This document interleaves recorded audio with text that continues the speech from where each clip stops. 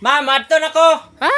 Asa man ka mato na sayo pa man kayo? Mangita na kog trabaho. Oh, maayo kay nakahuna-una nga mo. Dala lang kasi nagibutang na ko diya sa salamisa kay pang swerte na nimo. Dali ra ka makasulod ana. Akin eh. Oh, mao na, isulod na sa bulsa nimo Alami, ha. pagkaripak.